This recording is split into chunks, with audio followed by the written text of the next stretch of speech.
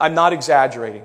This is something that took me 20 or more hours of research and study to consider, to come up with how to say this in simplistic terms. And when I do, you're going to say, oh, that's obvious. But I want you to know this wasn't easy to put up here. Here's what we do. We have to change with them the definition of what it means to be a good person.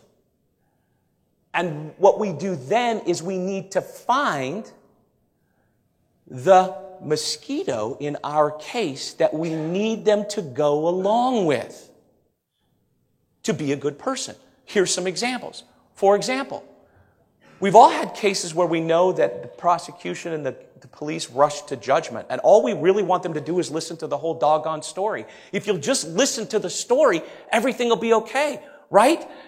We've had that case, haven't we? Okay? All I want that jury to do is to listen. To please just listen. And by the way, now isn't it easy to say, the good person listens? Right? Doesn't the good person listen? To be a good person is to listen. And all I'm asking you to do here today is listen.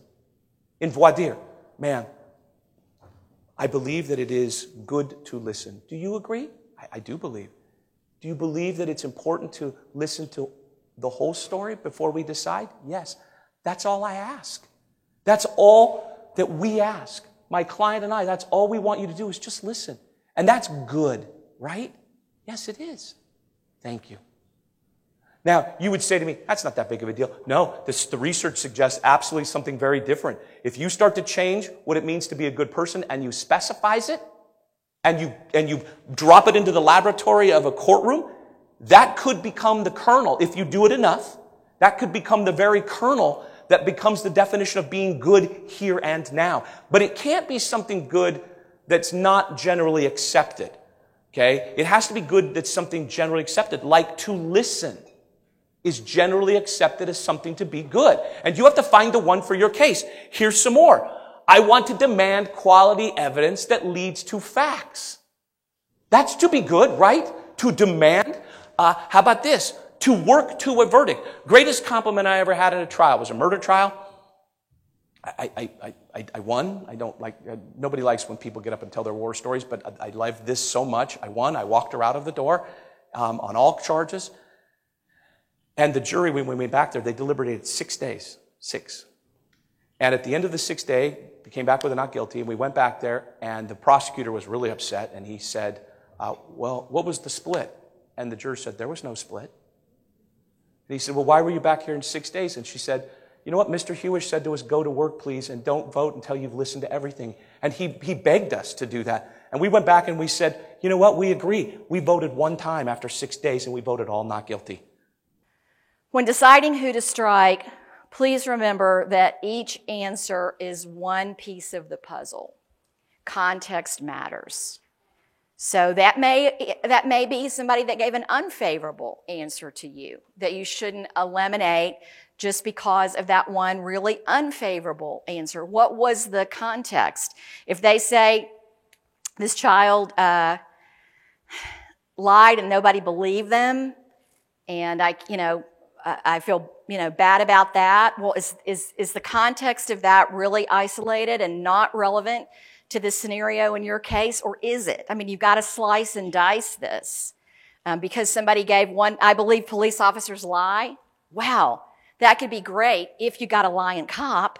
If you don't, then it really doesn't help you a whole lot. So just because somebody has that opinion, it may or may that we usually like, doesn't mean it's going to help us in this case. So we have to look at the whole person. And I'm going to go back to my first thing because I think it's the most important in a sexual assault, child molestation case. Remember who identifies as or with a victim. Some people, honestly, maybe it's that they want to stand up for the underdog. I don't know what it is, but there are people who just love victims. Anybody who presents themselves as a victim. They can't bring themselves to say, maybe you really aren't. So they're deadly to us because they're going to believe the victim.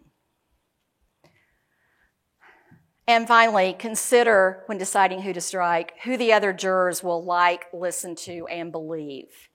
A likable juror is more likely to persuade other jurors. Somebody with authority, not necessarily what you would think of as authority, but soccer coach, if it's a case where your client's a soccer coach, may speak with greater authority in the jury room. A nurse may, if there's an allegation that we would or wouldn't have seen this injury, or what's typical of a kid who's on medication for ADHD, well, if somebody in the jury room is a pharmacist or has a kid on that same medication or whatever it is, they're going to speak with greater authority about that topic. So we have to be careful, is that person in this context going to be the expert in the jury room? And therefore, they're going to believe them, or that person has the ability or the potential to be able to persuade the other jurors. Some juror may be somebody I can't stand, is really against me, but is a freaking Looney Tune that nobody's going to believe. And even though I really don't like that juror, if I'm real short on peremptory challenges, I might advocate we leave that Looney Tune on the jury, because I know the Looney Tune's not going to persuade anybody, but I better like the first alternate because they may well get tossed off for some reason and the first alternate come on. So those are all things to think about. So keep that in mind. Keep my semen's all over, not my semen, keep that semen is all over this case. Keep that in mind. I'm going to go to something really, really quick. So this is happening all over the country. I'm starting to see it. This is a Montana case, but I am starting to see it in several states now. The laboratory requests a signed letter from the county attorney office on agency letterhead authorizing the consumption of the following evidence. And I reiterated consumption because that's really important. We got 2 swabs, we got 2 vaginal swabs, we got 2 cervical swabs, we got 2 anal swabs. That's a ton. Why would we need to consume it? That's crazy. We talk about touch DNA now and drinking, we can get DNA off of a straw. I know because I've actually done it in the laboratory. 2 swabs to consume is nutso. Well, here's the letter that the DA wrote that says, go ahead, do it. But let's not tell the defense attorney. It doesn't say that in the letter, but I just added it for kind of effect. Anyway, the defense lawyer was never notified. This was found in discovery after I requested all of the stuff from the laboratory. So now they have taken both swabs both vaginal swabs, both anal swabs, both cervical swabs, and they just went ahead, took them, broke them off, and extracted all of it. Well, they have a ton of DNA, but we have nothing to retest if we wanted to. And in this case, I think I would have liked to.